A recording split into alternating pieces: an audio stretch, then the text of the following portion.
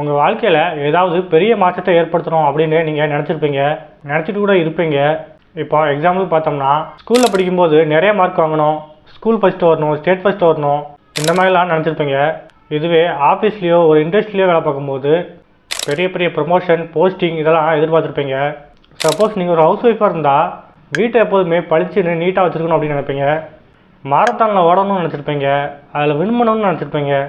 ஃப்யூச்சரில் நம்மளோட ரிட்டைர்மெண்ட்டுக்கு அப்புறம் நாம் நிம்மதியாக வாழ்கிறதுக்கு அட்லீஸ்ட் ஒரு கோடி ரூபா வேணும் அப்படின்னு சொல்லி அதுக்கான இன்வெஸ்ட்மெண்ட் பிளான்லாம் பண்ணணும் அப்படின்னு வச்சுருப்பீங்க. ஸோ இந்த மாதிரியான மாறுதல்களை நீங்கள் கொண்டு வர நினைக்கும் போது உங்களுக்கு நிறைய பேர் அட்வைஸ் பண்ணியிருப்பாங்க. அந்த அட்வைஸ்லாம் கேட்டுட்டு நாம் இந்த விஷயங்கள் எல்லாத்தையும் நடைமுறைப்படுத்த நினச்சாலும் அவ்வளோ சுலபமாக நம்மளால் நடைமுறைப்படுத்த முடியாது.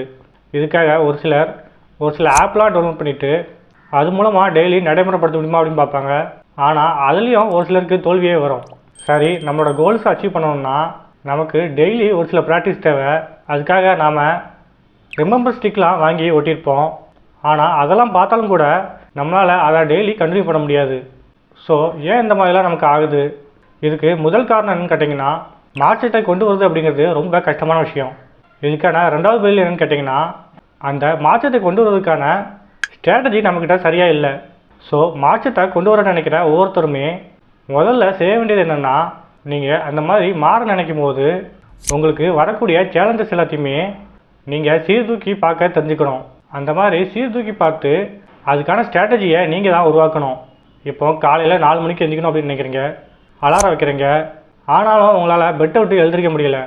அப்படியே இருந்தால் கூட அலாரத்தை ஆஃப் பண்ணி வச்சுட்டு மறுபடியும் தூங்கிடுறீங்க. இப்போது இதுக்கான ஸ்ட்ராட்டஜி என்னென்னா, நீங்கள் முந்தின நாள் நைட்டு தூங்கும் போது மைண்டில் செட் பண்ணி வைக்கணும். அதாவது அடுத்த நாள் காலையில் 4 மணிக்கு எழுந்திக்கும் போது என்னென்ன வேலைகள்லாம் செய்யணும், அது செய்யலட்டால் நமக்கு என்னென்ன பாதிப்புகள்லாம் வரும், இது எல்லாத்தையுமே நம்ம மனசில் ஒரு நிமிஷம் நினச்சி பார்க்கணும். அதே போல் காலைல அலாரம் அடிக்குது, உங்களை அறியாமலே அலாரத்தை ஆஃப் பண்ணுறீங்கன்னா அந்த அலாரத்தை நீங்கள் பெட்டை விட்டு எழுந்து போய் கொஞ்சம் தூரம் தள்ளி போயிட்டு ஆஃப் பண்ணுற மாதிரி வைக்கலாம். ஸோ இந்த மாதிரியான ஸ்ட்ராட்டஜிலாம் நீங்கள் உருவாக்கலாம். பெரும்பாலும் ஒரே மாதிரியான ஸ்ட்ராட்டஜி எல்லாத்துக்குமே ஒத்து வரது கிடையாது. ஒவ்வொருத்தருக்கும் ஸ்ட்ராட்டஜி மாறுபடும். அந்த ஸ்ட்ராட்டஜி என்ன அப்படிங்கிறத நீங்கள் தான் கண்டுபிடிக்கணும். நீங்கள் உங்கள் வாழ்க்கையில் முன்னேறதுக்கு ஒரு ஸ்டெப் எடுத்து வைக்கும்போது அதை தடுத்து நிறுத்துறது யாருன்னு கேட்டிங்கன்னா வேறு யாருமே கிடையாது, உங்களோட மூளை தான். அப்படின்னா நீங்கள் உங்கள் சப்கான்ஷியஸ் மைண்டுக்கு சரியான இன்ஃபர்மேஷனாக கொடுத்துக்கிட்டே இருக்கணும்.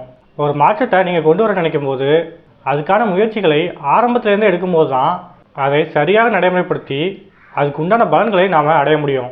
அதை மாதிரி அந்த மாற்றத்துக்கான முயற்சியை நாம் மேற்கொள்ளும் போது அது நடக்கிறதுக்கான அதிகப்படியான வாய்ப்பு இருக்க மாதிரி பார்க்கணும்.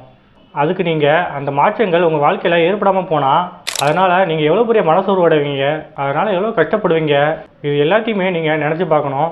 இப்போ டிவியில் ஒரு சீரியல் பார்க்குறதோ அல்லது நெட்ஃப்ளிக்ஸில் ஒரு வெப் சீரிஸ் பார்க்குறதோ இதெல்லாம் நீங்கள் ரொம்ப இன்ட்ரெஸ்டோடு பார்ப்பீங்க. ஏன்னா இதோட பலனான சந்தோஷம், எக்ஸைட்மெண்ட் இதெல்லாம் உங்களுக்கு உடனே கிடச்சிரும், அதனால் பார்க்குறீங்க.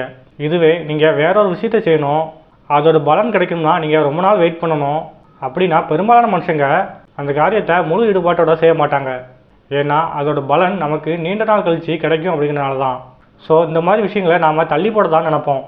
ஆனால் நாம் அப்படி தள்ளி போடாமல் அதுக்கு கட்டுப்பட்டு இருக்க வேண்டிய சூழ்நிலைகளை நாம் தான் உருவாக்கணும்.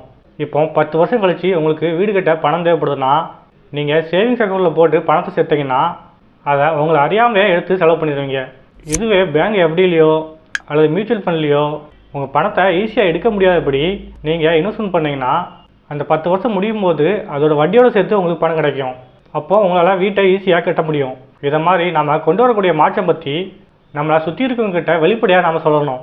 இப்போ உங்கள் நிறுவனத்தில் நீங்கள் மேனேஜர் ஆகணும் அப்படின்னு ஆசைப்பட்டீங்கன்னா அதுக்கான சபதத்தை நீங்கள் டெய்லி எடுக்கணும். அதை பற்றி உங்கள் சுற்றி இருக்கவங்ககிட்ட, உங்கள் கலீக்கிட்ட, இவங்ககிட்டலாம் ஓப்பனாகவே சொல்லணும். அப்படி சொல்லும் போது என்ன ஆகும்னா, ஒருவேளை நீங்கள் மேனேஜர் ஆகாமல் போனால் உங்களுக்கு எவ்வளோ அவமானமாக இருக்கும் அப்படிங்கிறத நீங்கள் அடிக்கடி நினச்சி பார்ப்பீங்க. ஸோ அந்த அவமானத்தை தவிர்க்கிறதுக்காகவே நீங்கள் கண்டிப்பாக மேனேஜர் ஆகிறதுக்கான எல்லா வேலையும் செய்வீங்க. கண்டிப்பாக ஒரு நாள் மேனேஜர் ஆவீங்க.